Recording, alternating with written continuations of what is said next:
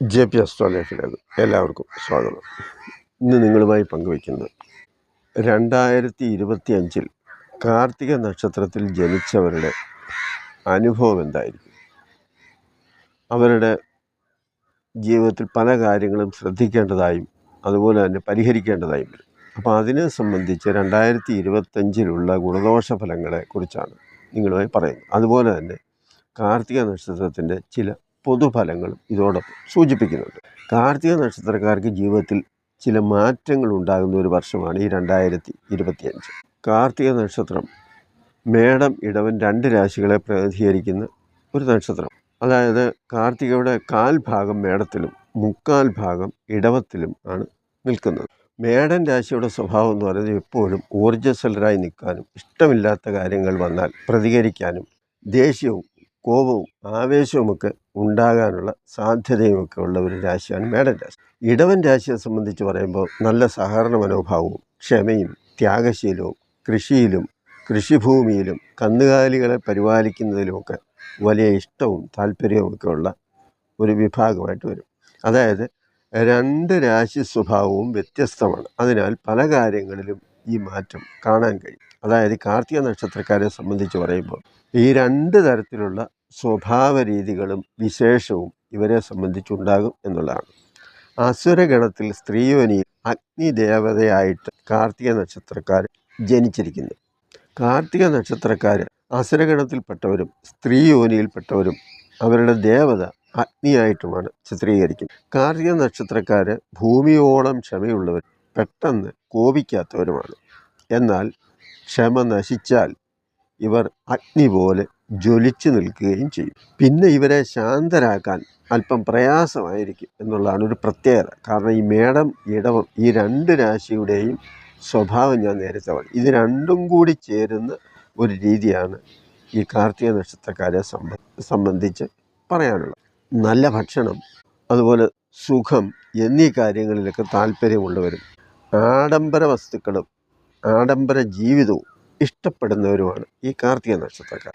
ഇവർക്ക് ധാരാളം സുഹൃത്തുക്കളുണ്ടായിരിക്കും. വിവാഹ ജീവിതത്തിൽ പലപ്പോഴും ഈ നക്ഷത്രക്കാർക്ക് സുഖവും സന്തോഷവും ഉണ്ടാകുന്നത് പോലെ ചില വിഷമതകളും കാണാറുണ്ട്. കാണാൻ ഭംഗിയുള്ളവരും ശരീരം തടിച്ചവരും അതുപോലെ തന്നെ മെലിഞ്ഞവരും ഈ നക്ഷത്രത്തിലുണ്ട് എന്നതാണ് അതിൻ്റെ ഒരു പ്രത്യേകത.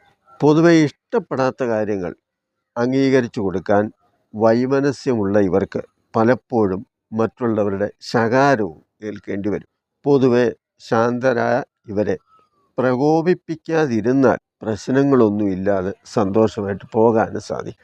ധാരാളം ഭക്ഷണം കഴിക്കുന്ന ഇവർക്ക് പലപ്പോഴും കൊളസ്ട്രോൾ അതുപോലെയൊക്കെയുള്ള പ്രശ്നങ്ങളൊക്കെ ഉണ്ടാകാറുള്ളതായിട്ടും കാണുന്നുണ്ട്. 2024 തൊഴിൽപരമായി അത്ര മോശമല്ലാത്ത വർഷമായിരുന്നു. സാമ്പത്തികമായി മേന്മയും അതുപോലെ തന്നെ ചിലവും ഉണ്ടായ കാലം.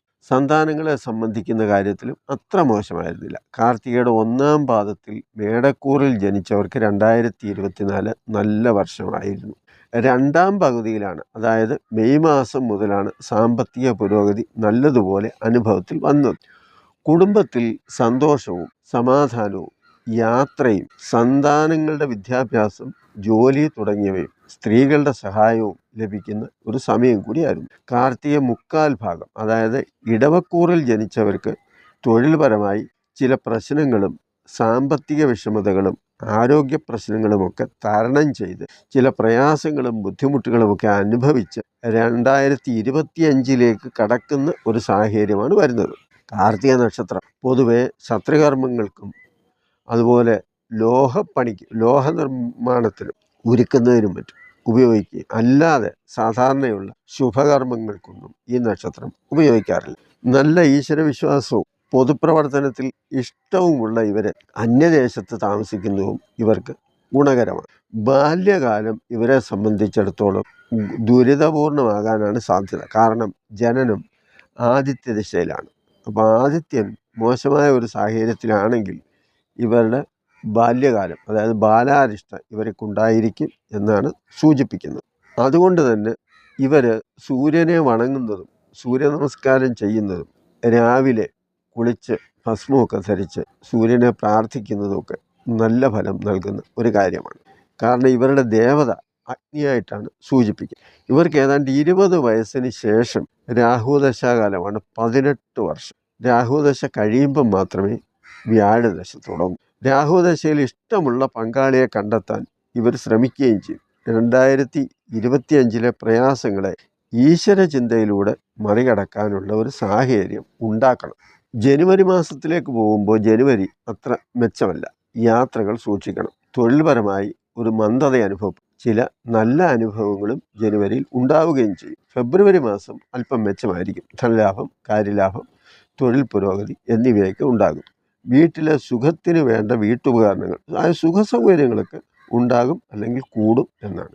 ചില മാനസിക പ്രയാസങ്ങളും ഫെബ്രുവരിയിൽ ഉണ്ടാകും. മാർച്ച് മാസത്തിലേക്ക് പോകുമ്പോൾ മാർച്ച് 29 ശനി കുംഭൻ രാശിയിൽ നിന്ന് മീനൻ രാശിയിലേക്ക് പ്രവേശിക്കുന്ന ഒരു സാഹചര്യം വരും. ഭക്ഷണത്തിൽ തൃപ്തിക്കുറവ്, രുചിക്കുറവ്, അതുപോലെ ബന്ധുക്കളൊക്കെ അകന്നു നിൽക്കുക, ചിലരുമായിട്ട് ചില അഭിപ്രായ വ്യത്യാസങ്ങളൊക്കെ ഉണ്ടാകുക എന്നിവയൊക്കെ ഉണ്ടാകാനുള്ള സാധ്യതകൾ വരും. കുടുംബത്തിൽ വീട്ടുകാർ ഒത്തുചേരുന്ന സാഹചര്യവും ഉണ്ടാകും. ഇനി ഏപ്രിൽ മാസത്തിലേക്ക് പോകുമ്പോൾ ചില കഷ്ടതയും പ്രയാസവും അന്യദേശവാസവും അതുപോലെ സന്താനങ്ങളെ സംബന്ധിച്ച ടെസ്റ്റ്, ഇൻ്റർവ്യൂ ഇങ്ങനെയൊക്കെയുള്ള കാര്യങ്ങളുണ്ടെങ്കിൽ അവർക്ക് അതിനുള്ള ഗുണമൊക്കെ ലഭിക്കുകയും ചെയ്യും.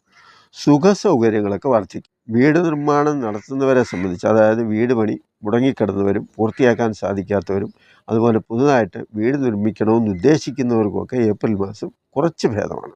മെയ് മാസത്തിലേക്ക് പോകുമ്പോൾ കൃഷിക്കാർക്ക് പുരോഗതി ഉണ്ടാകും. 2025 മെയ് 14 വ്യാഴം ഇടവത്തിൽ നിന്ന് മിഥുനൻ രാശിയിലേക്ക് പ്രവേശിക്കും. മംഗളകർമ്മങ്ങളിൽ പങ്കെടുക്കാനും അതുപോലെ തീർത്ഥയാത്രകൾ നടത്താനും ഒക്കെയുള്ള സാഹചര്യമൊക്കെ ഉണ്ടാകും. എന്നാൽ ഗുണവും ദോഷവും നിറഞ്ഞ ഒരു മാസമാണ് മെയ് മാസം.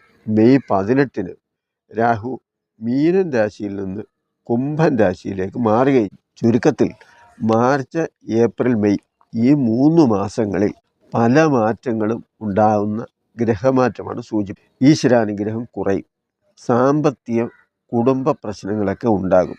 കാർത്തിക 1-ാം പാദക്കാർക്ക് ശനി ഏപ്രിൽ മാസം മുതൽ 7-2 ശനിയുടെ ഒരു സമയമാണ്. ഈശ്വരചിന്തയും ആലോചിച്ചുള്ള കാര്യങ്ങളുമൊക്കെ വേണം. ബുദ്ധിമോശമൊന്നും സംഭവിക്കാതെ സൂക്ഷിക്കുകയും വേണം. ജൂൺ മാസത്തെ സംബന്ധിച്ച് പറയുമ്പം അത്ര മോശമൊന്നും ആയിരിക്കില്ല. പഠനം, ജോലി എന്നിവയ്ക്കൊക്കെ ശ്രമിക്കുന്നവർക്ക് നല്ല സമയമാണ്. രാഷ്ട്രീയക്കാർക്കും അതുപോലെ സാഹിത്യ പ്രവർത്തകർക്കും കുറച്ച് മെച്ചപ്പെട്ട സമയമാണ്. ജൂലൈ മാസം പല കാര്യങ്ങൾക്കും പുനർചിന്തനം നടത്തി പല മാറ്റങ്ങളും വരുത്തും. അതായത് അതുവരെയുള്ള അനുഭവങ്ങളെ സംബന്ധിച്ച് ഒരു വിശകലനം നടത്തി എന്താണ് പോരായ്മ, എന്താണ് മാറ്റം ചെയ്യേണ്ടത് എന്നതിനെ സംബന്ധിച്ചൊക്കെ ആലോചിക്കാനുള്ള അവസരമുണ്ടാകുന്ന ഒരു മാസമാണ് ജൂലൈ. പുതിയ സംരംഭങ്ങളൊക്കെ തുടങ്ങാൻ ആലോചിക്കുകയും ചില മാറ്റങ്ങളൊക്കെ വരുത്താൻ ശ്രമിക്കുകയും ചെയ്യും. അതുപോലെ കൃഷി നടത്തുന്നവർ ഇങ്ങനെയൊക്കെ അതൊക്കെ അനുകൂലമായ സമയമാണ്. ആഗസ്റ്റ് മാസം ചില ആരോഗ്യ പ്രശ്നം ഉണ്ടാകാൻ സാധ്യതയുള്ള ഒരു മാസമാണ്. അഭിപ്രായ ഭിന്നതയും ഉണ്ടാകാം. സർക്കാർ ജീവനക്കാർക്ക് അത്ര നല്ല സമയം അല്ല. സെപ്റ്റംബർ മാസം മുടങ്ങിക്കിടന്ന പല കാര്യങ്ങൾക്കും പുത്തൻ ഉണർവുണ്ടാകും.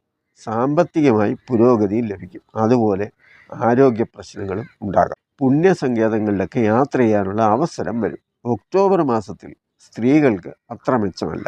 ഒക്ടോബർ 19 മുതൽ വ്യാഴം ഉച്ചരാശിയായ കർക്കിടകത്തിൽ വരുന്നതാണ് നല്ല ഫലം നൽകുന്ന ഒരു കാര്യം. ഈശ്വരാധീനം കുറഞ്ഞിരിക്കുന്ന സമയത്ത് ഈ മാറ്റം അല്പം ഈശ്വരാധീനം ഉണ്ടാകാനും ചില പ്രയാസങ്ങളൊക്കെ കുറയാനും അതുവഴി നല്ല അനുഭവം ഉണ്ടാകാനും ഒക്കെയുള്ള സാധ്യത വരും. കാരണം ഒക്ടോബർ 19 മുതലാണ് കർക്കിടകൻ രാശിയിലേക്ക് വ്യാഴം മാറുന്നത്. ഉച്ചരാശിയാണ്. നവംബർ മാസത്തിൽ ശുക്രൻ നീചരാശിയിൽ നിന്ന് മാറുകയും വ്യാഴം ഉച്ചരാശിയിൽ തന്നെ സഞ്ചരിക്കുകയും ചെയ്യുന്ന ഒരു സമയമായതുകൊണ്ട് മനസ്സിൽ ഈശ്വരചിന്തയുണ്ടാകും. ബുദ്ധിപരമായ കാര്യങ്ങൾ ഒന്നിച്ച് പ്രവർത്തിക്കും. സ്ത്രീകൾക്ക് നല്ല സമയമാണ്. സ്ത്രീലാഭം, വസ്ത്രലാഭം മുതലായ ഗുണമൊക്കെ ലഭിക്കും. ഭൂമി സംബന്ധമായ കച്ചവടത്തിലും അതുപോലെ ഷെയർ മാർക്കറ്റ്, എസ്റ്റേറ്റ് വ്യാപാരം, തൊഴിൽ ഇങ്ങനെയൊക്കെയുള്ള കാര്യത്തിലൊക്കെ ഗുണം ലഭിക്കും. കരാർ ജോലിക്കാർക്കൊക്കെ ഗുണമുണ്ടാകും. വ്യാഴം ഉച്ചരാശിയിൽ നിൽക്കുന്ന ഒരു മാസം കൂടിയാണ് ഈ നവംബർ മാസം. ഇനി ഡിസംബർ മാസത്തിലേക്ക് പോകുമ്പോൾ കഷ്ടപ്പാടിൽ നിന്നും മോചനവും അതിൽ നിന്ന് ലഭിക്കുന്ന ഗുണവും പല പദ്ധതികളും ആലോചിക്കുകയും പുതിയ അറിവുകളും സാങ്കേതിക വിദ്യയുമൊക്കെ പ്രയോജനപ്പെടുത്താനും തൊഴിൽപരമായും സാമ്പത്തികമായും പ്രയോജനം ഉണ്ടാക്കാനും മെച്ചമുണ്ടാക്കാനുമൊക്കെ ശ്രമിക്കുന്ന ഒരു മാസമാണ് ഡിസംബർ. ഡിസംബർ 5-ാം തീയതി വരെ മാത്രമാണ് വ്യാഴം കർക്കിടകൻ രാശിയിൽ നിൽക്കുന്നത്. അത് കഴിഞ്ഞ് വീണ്ടും മിഥുനത്തിലേക്ക് തന്നെ പോവുകയും ചെയ്യും. അപ്പോൾ 2025 കുറേ നല്ല അനുഭവങ്ങളും കുറേ മോശം അനുഭവങ്ങളും നൽകുന്ന ഒരു വർഷമായിട്ടാണ് നമുക്കിവിടെ കാണാൻ കഴിയും. അതുകൊണ്ട് തന്നെ തെറ്റുകുറ്റങ്ങൾ പരിഹരിച്ച് ഈശ്വര വിചാരത്തോടുകൂടി മോശപ്പെട്ട കാലയളവിനെ ശ്രദ്ധിച്ചും സൂക്ഷിച്ചും ആലോചിച്ചും മുന്നോട്ട് പോകുമ്പോൾ 2025 കാർത്തിക നക്ഷത്രക്കാരെ സംബന്ധിച്ചിടത്തോളം വലിയ പ്രശ്നങ്ങളൊന്നുമില്ലാതെ ഗുരുതരമാകാതെ സന്തോഷമായിട്ട് മുന്നോട്ട് പോകാൻ സാധിക്കുകയും ചെയ്യും. ഈ വീഡിയോ നിങ്ങൾക്ക് ഇഷ്ടപ്പെട്ടു എന്നൊരു ലൈക്ക് ചെയ്യുക, കമൻറ്റ് ചെയ്യുക, മറ്റുള്ളവർക്ക് ഷെയർ ചെയ്ത് കൊടുക്കുക. നന്ദി, നമസ്കാരം.